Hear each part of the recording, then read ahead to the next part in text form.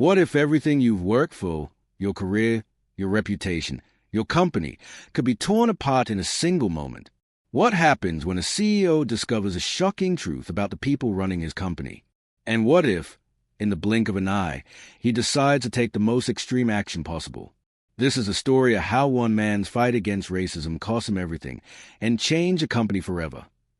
Cascade Tech Solutions had always been known for its cutting-edge technology and visionary approach to business. In boardrooms, it was hailed as a company with a bright future, a company that was changing the landscape of tech. The corporate world looked up to them, aspiring to replicate their success. But within the gleaming walls of the headquarters, things weren't as perfect as they seemed. The employees, especially the senior ones, were proud of the reputation Cascade Tech had earned. They had the best of everything, the latest gadgets, flexible hours, and the prestige of being associated with a top-tier company. But deep down, there was a culture that few outsiders saw. A culture where people were judged not by their abilities or skills, but by their appearance, their background, and the color of their skin. It was a slow burn, barely noticeable at first. Microaggressions here, dismissive remarks there, and subtle exclusion that only those on the receiving end could truly feel. The issue had been brushed aside for years, overlooked by those in power. A perfect example was Rebecca Stone, the head of human resources. On the surface, she was a model of professionalism. She had worked at Cascade Tech for over a decade, rising through the ranks with impressive efficiency. Rebecca was a gatekeeper to the company's inner workings, holding the keys to hiring, firing, and maintaining the company's image. She had built a reputation for being sharp, calculating, and driven. But beneath the surface, there was something more troubling, something that few knew. Rebecca was known for her efficiency when it came to hiring, but it wasn't just about qualifications. In her mind, certain people didn't fit the company culture. Certain people, in her view, just didn't belong in the higher ranks of tech innovation. A subtle bias that she rarely acknowledged, but that others began to notice. It wasn't just a hiring process. It was her interactions with staff, her attitude toward those who didn't fit her ideal image of Cascade Tech employees. Employees who were overlooked in favor of others who looked more fitting to the company's brand. Then, there was Jordan, one of the few black engineers at Cascade Tech. Jordan had always been different. Not just because of the color of his skin, but because of his unwavering dedication to fairness and equality in the workplace. He had fought for years to get his voice heard, pushing for diversity and inclusion within the company. But despite his efforts, there were walls that seemed too high to scale, even for someone as talented as him. It wasn't long before Jordan began noticing the subtle signs of discrimination. He watched as his colleagues, who had less experience or fewer qualifications, received promotions and recognition while his own hard work seemed to go unnoticed. He raised the issue a few times, but each time it was dismissed as if it were a minor concern. His frustrations grew, but Jordan, being professional he was, kept his head down and continued to work hard. But there was a tipping point, the moment when Jordan realized that his concerns couldn't be ignored any longer. It was just another typical day at Cascade Tech when things took a sudden and unexpected turn. Rebecca, in a moment of unchecked bias, made a decision that would change everything. It happened in the middle of a routine meeting. Jordan had been invited to speak on an important project he was leading, one that was set to make a major impact on the company's direction. As he stood in front of the board, presenting his work, Rebecca interrupted. Her words were sharp and dismissive, as if she couldn't be bothered with his ideas. But what stung the most wasn't her criticism, it was her attitude. The way she looked at him, the way she dismissed his hard work, all because of an unspoken prejudice that had been allowed to fester. Jordan tried to hold his ground, but it was clear that no one in the room was going to speak up for him.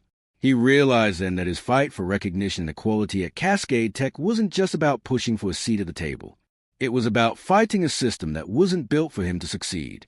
He had been overlooked for too long, not because he wasn't capable, but because he didn't fit the mold that the company had quietly adopted over the years. That was the moment it all changed. Jordan couldn't keep quiet anymore. He had been patient for too long, watching as the subtle biases continued to thrive unchecked. He knew he had to speak up, not just for himself, but for everyone who had been silenced, dismissed, and overlooked in the name of a corporate image that was built on discrimination. The next morning, Jordan walked into the office, prepared to do something he had never done before. He was going to confront Rebecca and the rest of the management team about what he had been experiencing. He wasn't just speaking for himself anymore. He was speaking for all the employees who had been affected by the systemic racism that had taken root in the company, and he was going to expose it. As Jordan sat down with the HR department, the weight of what he was about to do hung heavily in the air. He knew the consequences would be severe, but he couldn't back down. His heart raced as he prepared to present his case, a well-documented account of the biases and discrimination that had been happening under Rebecca's watch. The evidence was clear, undeniable. But what he didn't expect was a reaction he was about to receive. The moment he walked into Rebecca's office and presented his case, everything changed. Rebecca's calm exterior cracked, revealing a deep-seated defensiveness. She didn't take the allegations lightly. But it wasn't just a reaction that shook the room. It was the atmosphere in the office that shifted. Jordan's decision to speak out was a catalyst for a chain of events that no one could have anticipated. The employees who had witnessed the subtle discrimination began to speak up. Some admitted to having turned a blind eye. Others confessed to experiencing the same biases themselves. The floodgates had opened, and the truth about Cascade Tech's toxic culture began to pour out. No longer could the company maintain the illusion of fairness and inclusivity. And that's when the CEO, John Matthews, finally took notice. John Matthews had always prided himself on being a hands-off leader. He believed in hiring the best and letting them do their work. But this time, things were different. This wasn't just about numbers or profits. This was about integrity, fairness, and accountability. John was about to face a moment that would force him to choose between maintaining the status quo or standing up for what was right. The tension in the office was palpable. Jordan's decision to speak out had done more than just highlight the deep-rooted issues within Cascade Tech. It had forced the CEO to confront the very culture he had helped to create, knowingly or unknowingly. What would he do? This was the beginning of a turning point for Cascade Tech. The storm was coming, and nothing would ever be the same again. What happens when a company, built on promises of fairness and equality, discovers that its foundation is built on lies? When one voice finally speaks up, will the truth be enough to shake the very core of a company? For John Matthews, the CEO of Cascade Tech, everything was about to change. And it all started with a confrontation no one saw coming. The morning after Jordan's confrontation with Rebecca Stone was unlike any other at Cascade Tech. There was an air of tension that hung in the building, like a storm cloud just waiting to burst. Jordan had made his stand. He had raised the truth that no one in the company had dared to acknowledge. But while Jordan's voice was one of courage, the voices around him were still filled with doubt. Would anyone else speak up? Would the truth be enough to bring about change? For the first time in a long time, the employees of Cascade Tech were forced to reckon with the reality of the company they worked for. The facade of a perfect workplace, where everyone was treated equally, was crumbling. Employees who had once remained silent were now whispering to each other, exchanging stories of discrimination they had experienced or witnessed. In every corner of the office, conversations began to shift from the latest tech developments to the underlying issue that no one had dared to address before, racism. As the day went on, Jordan began to notice something strange. People who had been indifferent to his struggles before were now pulling him aside. His co-workers, the same people who had ignored the problem or even perpetuated it, were quietly acknowledging the truth. "You were right," one said, his voice barely above a whisper. "I've seen it too. I just didn't want to say anything." Another employee, a senior engineer, pulled Jordan aside after lunch. "I didn't realize what was happening until today. I just kept my head down and stayed out of it." He paused, his eyes filled with regret. "I'm sorry. I should have said something." It wasn't just Jordan who was affected by this moment. It was the entire office. The dam had broken. Cascade Tech had been exposed as a place where people of color, particularly black employees, were routinely overlooked, where microaggressions weren't just happening in private. They were happening in plain sight, under the guise of corporate policies and cultural norms that no one ever questioned. By mid-afternoon, word of what had happened in Rebecca's office had spread throughout the building. The gossip was unavoidable. Every corner of the office was filled with murmurs of disbelief, regret, and anxiety. Some employees were fearful of the backlash. Others were wondering if the CEO, John Matthews, would do anything about it. And some, like the HR team, were scrambling to cover their tracks, hoping the whole thing would just blow over. But John Matthews wasn't the type to let things slide. He had always considered himself a good leader, a leader who believed in fairness, equality, and the power of innovation. But now, faced with the truth of what had been going on inside his company, John realized that the image he had spent years building had been shattered in an instant. As the afternoon wore on, John received a report that Jordan's meeting with Rebecca had not gone as planned. It wasn't just the usual complaints or misunderstandings. Jordan had come forward with undeniable evidence, detailed accounts of systemic bias, discriminatory practices in hiring and promotions, and blatant dismissals of qualified candidates based on their race. The report left John stunned. The CEO had always trusted Rebecca. She had been his right hand for years. But now, John was faced with a choice that would determine his legacy. He could ignore the truth, let the scandal blow over, and continue with business as usual. Or he could make a decision that would challenge the very heart of Cascade Tech's culture. By 4 p.m., John had called an emergency meeting with the executive team. The room was packed with senior leaders from every department, all except Rebecca, who was conspicuously absent. John had already made his decision. He wasn't going to let this slide. The door to the conference room closed, and John stood at the front, staring at the faces of the people he had worked with for years. He knew that this moment would define his leadership, but more than that, it would define the future of Cascade Tech. What happened today was unacceptable, John began, his voice steady but filled with a weight that none of the employees had ever heard before. And it's been happening for far too long. We cannot, and we will not, ignore it any longer. He paused, letting his words sink in. There were no nervous glances exchanged. No one shifted in their seats. The room was silent. Everyone knew what was coming next. We have a responsibility to make sure that every single person who works at Cascade Tech feels valued, heard, and respected, John continued, his gaze sweeping across the room. And if that means tearing down everything we've built to make it right, then we will do it. The executives exchanged nervous glances. The tension in the room was palpable. No one had expected John to take such a bold stance. No one had expected him to challenge the very culture that had been allowed to fester under their noses. But as John spoke, the weight of his word began to sink in. This was no longer just about one employee's complaint. It was about a system that had failed countless others, and now it was time to fix it. I've made my decision, John said, his voice growing firmer. Effective immediately, I'm terminating the employment of everyone involved in today's incident. This includes Rebecca Stone. The room erupted into shocked murmurs. Some gasped, others looked stunned. No one had expected the CEO to take such drastic action. But John's resolve was unwavering. He had seen the evidence, heard the complaints, and now he was making it clear that racism had no place in Cascade Tech.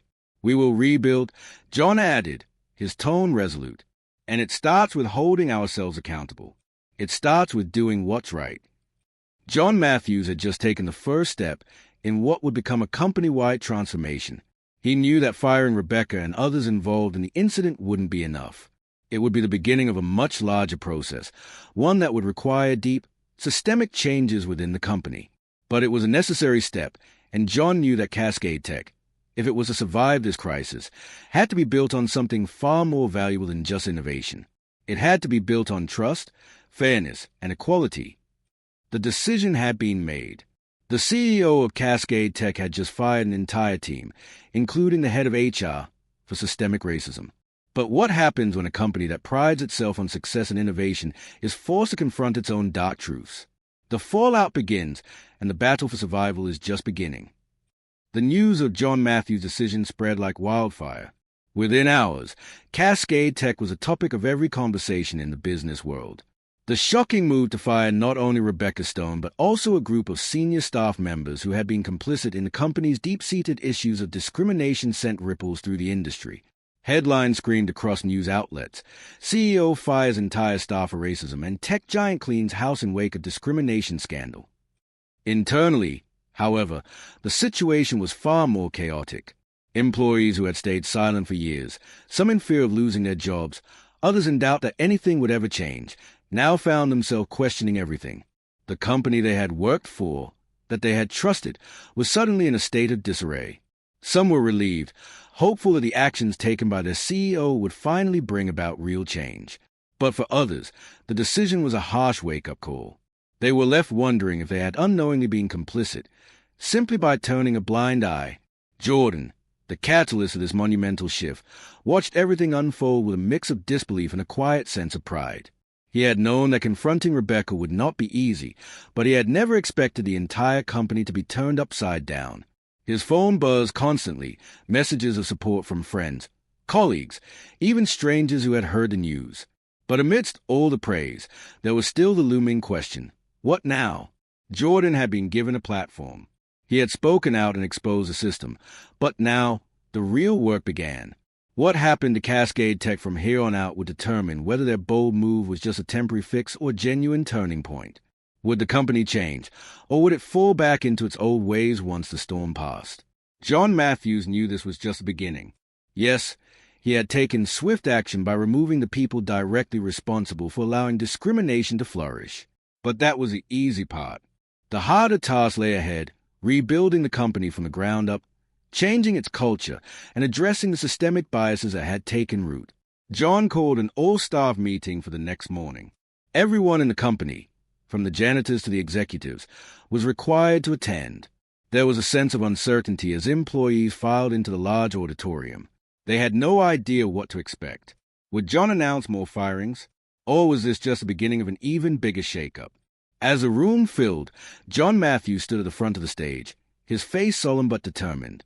The applause that would normally greet him was absent. Instead, the air was thick with tension, the kind that comes when the truth has finally been laid bare, and everyone is left to deal with the consequences. "I know many of you are wondering what comes next," John began, his voice steady but filled with weight. "Yesterday, I made the hardest decision I've had to make in my career.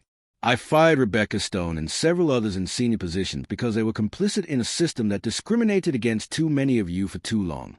That is not the Cascade Tech I want to lead, and it is certainly not the company we want to be." A murmur swept through the room. No one was sure how to respond. Some employees nodded in agreement, while others exchanged uncertain glances. The damage had been done, but John knew that words alone wouldn't heal the wounds. The only way forward was through real, systemic change. "This is not enough," John continued.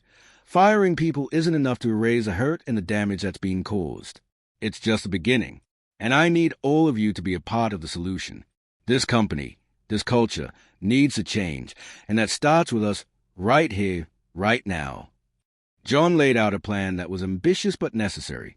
He announced a series of immediate steps Cascade Tech would take to address its systemic issues, starting with a full internal audit of hiring practices, promotions, and company policies. Every aspect of the company would be examined through the lens of fairness, equality, and inclusivity. The first step was clear: a company-wide diversity and inclusion initiative, led by an outside firm that specialized in addressing systemic racism in the workplace. John also announced a new position: Chief Diversity Officer, someone who would report directly to him and oversee the implementation of these new initiatives. Cascade Tech would not be just another tech company. It would be a leader in driving social change, setting the standard for others to follow. But the most surprising announcement was John's decision to open a channel for anonymous reporting. Employees would now have the opportunity to report discrimination, harassment, or any unfair practices without fear of retaliation. This was John's way of ensuring that no one at Cascade Tech would ever feel the way Jordan had felt for so long: overlooked, unheard, and silenced. "We're not just fixing what's broken," John said, his voice growing more passionate. "We're building something better, and we need your help to do it. Every single person here has a role to play in this change. It's not just about fixing our hiring practices. It's about changing how we think, how we act, how we treat each other every single day." For the first time in a long time, employees sat up straighter. The weight of John's words settled over the room like a turning point. There was hope, but there was also work to be done. Jordan, who had stayed quiet throughout the meeting, found himself reflecting on what had been said. The truth was undeniable: change was happening. But would it stick? As employees filed out of the auditorium, the air felt different. The uncertainty was still there, but so was a quiet sense of determination. Cascade Tech was on the path to recovery, but the road ahead would be long, difficult, and filled with obstacles. The industry was watching closely. Would Cascade Tech be able to live up to the promises it had made, or would it crumble under the weight of its own history? John Matthews was determined to prove that it could be done, but he knew that action spoke louder than words. The real test would come when the company had to take responsibility for its mistakes, and when the employees had to decide whether they would stand with their CEO and the vision he was trying to create. The storm had come, and Cascade Tech had made its choice. Now, it was time to see if they could weather the fallout and emerge stronger than ever. With the truth exposed and the company's foundation shaken, the real challenge began. Could Cascade Tech rebuild itself from the wreckage of its past? And could John Matthews' bold decisions inspire real, lasting change? The road to redemption wouldn't be easy, but it had already begun. The dust was still settling from the explosive events of the past few days. John Matthews had taken bold actions to confront the racism that had poisoned Cascade Tech's culture for years. But as the CEO knew all too well, taking the first step was just the beginning. The real challenge lay in turning words into action, in making sure that the promises of change weren't just empty rhetoric. Cascade Tech was in full recovery mode, but the internal work required was monumental. Employees who had once stayed silent now found themselves in a pivotal moment, a moment that demanded they either stand up and be part of the change, or risk watching the company continue down the same path it had walked for years. John Matthews knew that the work couldn't be done alone. For the transformation to be real, it had to come from every level of the company. He couldn't simply fire a few executives and expect everything to magically fix itself. Cascade Tech needed a cultural overhaul, and that would require input from everyone, from the junior employees to the senior leadership. But how do you change a company's culture overnight? How do you undo the ingrained biases, the hidden prejudices, the years of ignoring the voices of people who were treated unfairly? The answer wasn't simple. It wasn't something that could be fixed with a single meeting or policy change. It was going to take time, and it was going to take every ounce of effort from everyone at Cascade Tech. The first change came swiftly. The company's new chief diversity officer, hired from a respected diversity consulting firm, was announced just a week after the firings. It was a statement of intent. John Matthews wasn't just talking about change, he was making it happen. The new officer, Emily Park, immediately set to work, bringing fresh perspectives on how to root out discrimination in every part of the company. She led a team that began conducting confidential interviews with employees, collecting feedback on their experiences, and identifying areas where bias still existed. But it wasn't just about policy. John Matthews made it clear that he was committed to making systemic changes, not just cosmetic ones. He implemented a new approach to hiring, promoting, and evaluating employees, one that was blind to race, gender, or background, but focused solely on skill, talent, and potential. Hiring managers were required to undergo implicit bias training, and all promotion decisions were to be reviewed by a diverse panel to ensure fairness. As Cascade Tech began to implement these changes, the company's leadership team started looking inward as well. John Matthews himself wasn't exempt from the introspection. In fact, he encouraged every executive to assess their own biases and understand how their actions, or inactions, might have contributed to the company's failure to address racism earlier. It was an uncomfortable but necessary process, and John made it clear that anyone who wasn't willing to do the hard work of self-reflection would not be part of Cascade Tech's future. Meanwhile, employees who had been affected by the company's culture of exclusion and discrimination began to speak up in new ways. Jordan, the man who had sparked the firestorm that led to these changes, found himself at the center of a movement. He wasn't just an engineer anymore. He was a symbol of what could happen when someone dared to speak out against a system of injustice. Jordan became the voice of those who had been silenced, and he took on a new role within the company as a diversity advocate, working alongside Emily Park to ensure that the changes being implemented were genuine and lasting.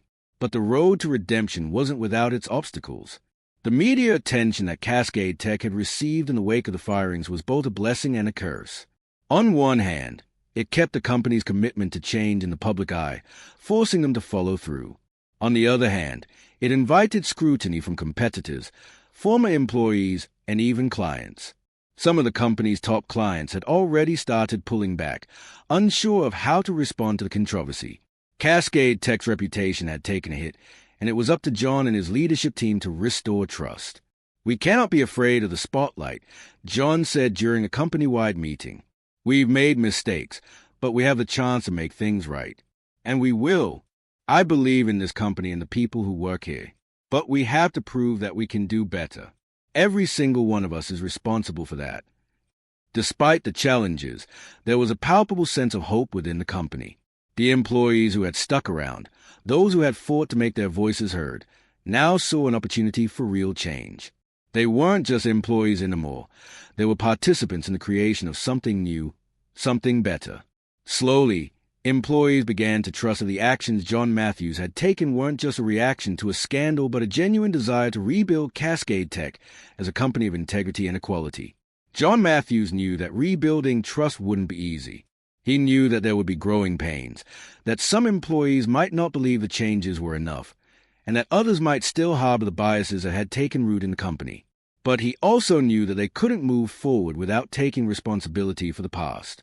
For Cascade Tech to succeed, they needed to face their flaws head-on and show the world, and their employees, that they were committed to doing the hard work of creating a truly inclusive and fair workplace. As months passed, the results began to show. The company's new diversity initiatives were yielding results, slowly but steadily. Hiring was becoming more equitable, and employees felt empowered to voice their concerns without fear of retaliation. Cascade Tech was being recognized for its efforts, not just in the tech world, but in the broader business community as well. Emily Park, the new Chief Diversity Officer, was invited to speak at conferences and share the company's journey, becoming a beacon of hope for others in the industry who were struggling to make similar changes. But even with the progress, John Matthews remained humble. He knew that the work wasn't finished. The culture at Cascade Tech had been poisoned for too long, and healing it would take time. But the CEO remained committed to seeing the process through, knowing that the price of inaction was far too high. He had made the hard decision to fire those responsible for the company's toxic culture, and he knew that the real test was not in that decision alone, but in how they would continue to act moving forward. "We have a long way to go," John admitted, speaking at the next company-wide meeting. "But I promise you, we're on the right path. I've seen the change in all of you. I've seen the commitment to doing better. And together, we will not fail." The road to redemption was far from over, but the steps Cascade Tech had taken were laying the foundation for a future that was brighter, fairer, and more inclusive. The storm had passed, and though the company had been shaken, it had emerged stronger than ever, ready to lead the way in the fight for equality in the tech world. Change doesn't happen just because we wish it will. It's not enough to fire a few people and hope the problem disappears. For Cascade Tech, the true test had only just begun. With the company now in the public eye, the fight for equality wasn't just about policy. It was about proving that their words matched their actions. And that battle was going to be harder than anyone could have imagined. Months had passed since John Matthews' dramatic decision to fire Rebecca Stone, and the others involved in the systemic discrimination that had festered within Cascade Tech for years. The external pressure had only intensified as the company attempted to rebuild its reputation. Headlines that had once focused on the firing were now about the company's diversity initiatives, its leadership changes, and whether or not Cascade Tech could truly change its culture. But the scrutiny wasn't just from the outside world. It was from within. The real work of transformation had barely begun. The diversity initiative John Matthews had implemented was showing some positive signs, but there was a deeper, more insidious battle going on, one that was harder to see, but just as important. Inside Cascade Tech, there were employees who had been part of the old guard, employees who had witnessed or even contributed to the company's culture of exclusion. For them, the changes felt uncomfortable, even threatening. They had spent years operating under the assumption that the system in place was just the way things were. Now, they were being asked to let go of their biases, to change their behavior, to question everything they had ever known about what it meant to succeed at Cascade Tech. The biggest challenge wasn't convincing the newer employees or those who had supported the changes. The hardest part was changing the mindset of those who had been in power for years, those who were still clinging to outdated views of what made a good employee, a good leader, and a good company. Jordan, who had helped spark this transformation, found himself on the front lines of this battle. As the company's new diversity advocate, he was often the one leading the charge against the very biases that had once held him back. But it wasn't always easy. He faced resistance from people who felt that the company's new focus on diversity was just a trend, something that would pass once the media attention died down. For many of them, the idea of truly leveling the playing field felt like a threat to their position, their power, and their control. Jordan wasn't just fighting for himself anymore. He was fighting for every employee who had been overlooked, dismissed, or silenced. He was fighting to change a system that had been built to keep certain people down. And he knew that the fight was far from over. One day, after a particularly heated meeting with a senior leader who still didn't seem to understand the importance of the new initiatives, Jordan sat down with Emily Park, the company's chief diversity officer.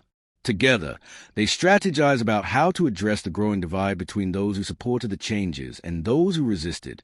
They needed to find a way to bridge the gap, to make it clear that this wasn't about taking away opportunities from some people to give them to others.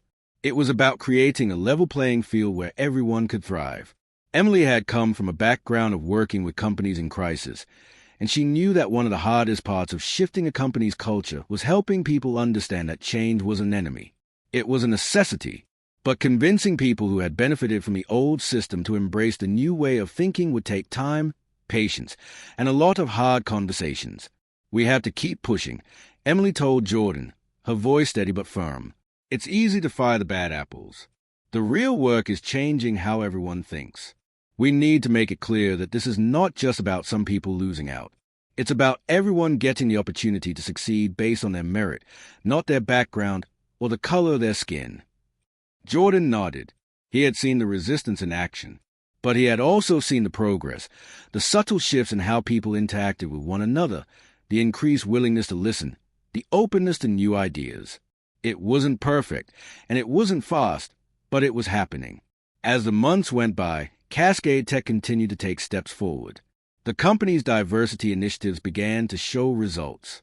More diverse candidates were being hired at every level, and for the first time in the company's history, there was a noticeable shift in the senior leadership. New faces, new perspectives, and new ideas were making their way into the boardrooms and conference calls. The shift wasn't just a matter of numbers. It was a cultural change, a shift in how people at Cascade Tech saw themselves and each other. But the public still had its doubts. The media was watching, and so were investors. Cascade Tech had a lot to prove, and every misstep would be scrutinized. John Matthews knew that for the company to fully recover, they needed to demonstrate that their commitment to change wasn't just a reaction to a scandal. It had to be a long-term transformation. John's leadership was continually tested.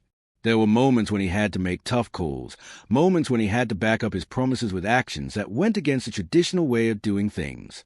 It was uncomfortable. It was messy. But John knew that this was the only way forward. The pressure was mounting. The world was watching to see if Cascade Tech's commitment to diversity was more than just a trend. Would they continue to walk the walk, or would they fall back into their old habits? John Matthews had made bold decisions, but now it was time for the company to show that it was willing to go the distance. For Jordan, the fight was personal. He had seen the deep-seated biases and exclusion firsthand. He had felt the sting of being overlooked, dismissed, and ignored. And now, he was watching as the company slowly but surely began to change. But it wasn't just about him anymore. It was about every employee, every person who had ever been made to feel less than they were because of their race, gender, or background. The stakes had never been higher. "This is just beginning," Jordan told Emily one evening, after a long day of meetings. "We've made progress, but we've got to keep fighting. We can't let up now." "And we won't," Emily replied, a determined look in her eyes. "But we can't do it alone. It's going to take all of us. Every single person here has a role to play." John Matthews knew the same thing. Cascade Tech's transformation wasn't just about policies or hiring numbers. It was about the people, and it was about making sure that every person who walked through the door knew that they were valued, that their contributions mattered, and that they belonged. But with every battle fought and every step taken forward, there was always a question: would it be enough? The stakes were high. Cascade Tech had made bold promises, and now the time had come to deliver. Would the company prove that it had truly changed? Would it become the model of corporate responsibility and inclusivity it had promised to be, or would it fall back into old habits? The moment of truth was fast approaching, and every decision from here on out would shape the future of Cascade Tech. John Matthews sat in his office, the weight of the past few months pressing heavily on his shoulders. Cascade Tech had undergone one of the most significant transformations in its history, but the journey wasn't over yet. The company had made bold promises of change, of diversity, of an inclusive culture where every voice mattered. Now, the world was watching to see if they would live up to those promises. The media, investors, and employees alike were all waiting for a sign that Cascade Tech's commitment to fairness was more than just words. It had been 6 months since the public firing of Rebecca Stone and the other senior leaders who had perpetuated the toxic culture at Cascade Tech. Since then, the company had implemented several key changes: diversity and inclusion training for all employees, a new blind hiring process, and the creation of a position for a chief diversity officer. But despite all these efforts, there were still challenges. Old habits die hard, and even as the company shifted, some employees were still resistant to the changes being forced upon them. A few senior executives continued to question whether the company was going too far, too fast. The struggle to maintain momentum was real. John had heard the murmurs. Some of his colleagues wondered if the company was overcompensating, if the new initiatives were alienating long-time employees who were suddenly forced to examine their biases. The pressure was mounting from all sides. If Cascade Tech couldn't prove its commitment to these changes, the company risked losing everything it had worked for. Not just its reputation, but its future. The tipping point came when the company was due for a major external audit. A third-party firm had been hired to evaluate Cascade Tech's progress in diversity and inclusion, and the results would be made public. John knew that this audit would either validate the company's transformation or expose it as a hollow effort. There was no room for failure. The day of the audit was one of the most stressful moments of John's leadership. He knew the external firm would be thorough. They would examine everything: the company's hiring processes, its promotions, its internal culture, and how it handled complaints of discrimination. Every detail would be scrutinized. John couldn't afford to let the company slip up now. As the auditors arrived and began their assessments, the tension in the building was palpable. Jordan, as the company's diversity advocate, had been involved in the preparations. He knew that if Cascade Tech failed this audit, it would send a message that the company wasn't truly committed to change. The pressure weighed heavily on him, too. He had invested so much of himself in this transformation, and he couldn't bear to see it all unravel. For weeks, employees had been preparing for this moment. They had participated in focus groups, training sessions, and feedback rounds. Every department had been asked to look at its practices and make improvements. The company had even begun implementing a new mentorship program aimed at fostering inclusivity at all levels. But despite all the progress, Jordan knew that there were still challenges ahead. The audit began in earnest.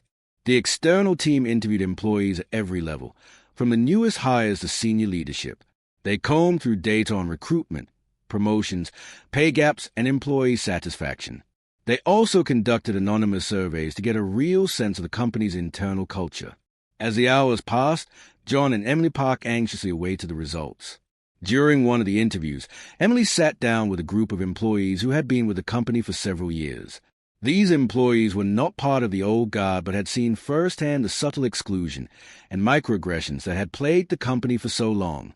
Emily listened closely as they shared their experiences, not just the overt instances of discrimination, but the everyday slights that had built up over time. Some employees admitted they had been afraid to speak up, worried about how it might affect their careers. One employee, a woman of color who had been at Cascade Tech for 4 years, told Emily it wasn't just the big moments of exclusion. It was the little things, the way we were left out of important meetings, or how our ideas were dismissed. It made us feel like we weren't truly part of the team. Emily took notes, determined that these voices would be heard, and made sure the auditors were aware of these smaller, more insidious instances of discrimination. She knew that while the company had made strides, it was these hidden biases that would be the hardest to eradicate. It wasn't just about changing policies. It was about changing the mindset of every individual at Cascade Tech. By the end of the day, the audit was over. The external team had completed their interviews, analyzed the data, and observed the company's culture firsthand. As John and Emily gathered in the conference room to receive the results, there was an air of uncertainty. Would they pass the audit? Would Cascade Tech be able to prove that the changes they had implemented were enough? When the results came in, it was a mix of good and bad news. The external auditors were impressed by Cascade Tech's willingness to confront its past and make meaningful changes. The company had made significant strides in terms of recruitment and hiring practices. The blind hiring process had resulted in a more diverse pool of candidates, and more people from underrepresented groups were being promoted into leadership positions. However, there were still areas of concern. The auditors pointed out that while the company had made progress, the cultural shift was still in its early stages. Some employees still felt alienated, and many believed that the company's leadership hadn't fully embraced a change. There were also lingering concerns about the speed at which these changes were being implemented. The auditor's recommendation was clear. Cascade Tech needed to do more. They needed to invest more in ongoing training, provide clearer paths for employees to report discrimination or bias, and ensure that leadership was actively modeling the behaviors they wanted to see in the rest of the company. It wasn't enough to make changes at the lower levels of the organization. For Cascade Tech to truly succeed, the leadership team had to fully embody the values they were preaching. John Matthews took the feedback seriously. He knew that the auditors were right. The company had made great strides, but there was still work to be done. The transformation had only just begun. It was a hard pill to swallow, but John understood that the road to real change was long and winding. "We've made progress," John said to the leadership team in the aftermath of the audit. "But this is just the beginning. We've set a new standard, but we need to live up to it every single day." The audit had been a wake-up call, but it had also given Cascade Tech the validation it needed to keep pushing forward. They were on the right track, but the journey wasn't over. Cascade Tech had proven it could change, but now the real test was in maintaining that momentum. It would take continued effort, continued introspection, and continued commitment from every level of the company. And John Matthews was ready to lead them through it. The storm had passed, but the real work had only just begun. Cascade Tech had faced its darkest moment, but it was emerging from the ashes as a company ready to take on the future, a future defined by inclusivity, accountability, and a relentless pursuit of equality. The road ahead was still long, but for the first time, there was real hope. By the time the year had come to a close, Cascade Tech had transformed in ways no one had expected. What had once been a company plagued by bias, systemic discrimination, and inequality had now become a model for change, a beacon of hope for other businesses striving to do better. But this transformation hadn't come easily.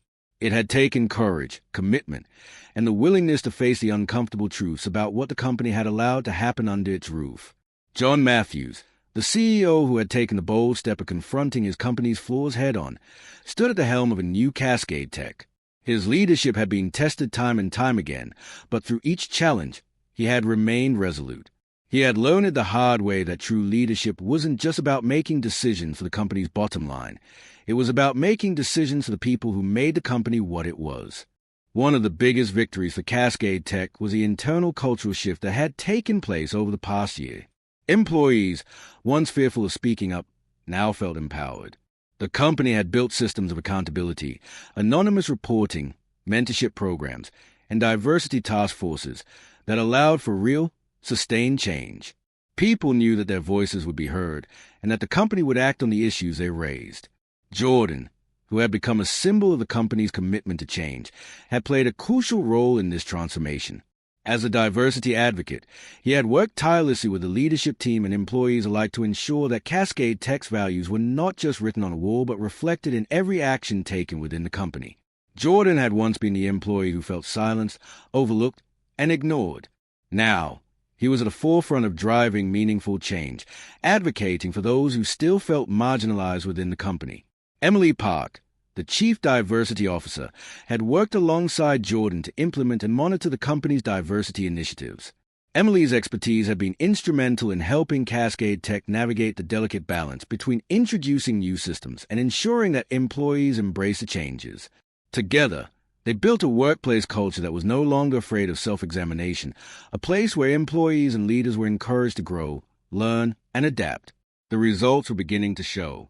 Cascade Tech's workforce was now one of the most diverse in the tech industry, with women and people of color holding positions in leadership and management that had once been dominated by a single demographic. The company's internal surveys revealed a significant increase in employee satisfaction. Employees reported feeling more valued, more heard, and more respected. They knew that their work mattered and that they were part of a company that was committed to making things right. Outside of the company, the transformation had been equally remarkable. Cascade Tech's story was being shared at conferences and workshops as a case study in how a company could not only survive a crisis but emerge stronger because of it. The press, once quick to point out the company's flaws, now praised its bold moves and the tangible results it had achieved in such a short period of time. Cascade Tech was becoming a leader in corporate diversity, but more importantly, it was becoming a leader in creating an environment where employees felt empowered to bring their whole selves to work. But the journey didn't end there. Cascade Tech's leadership team, including John Matthews, knew that there was still more to do.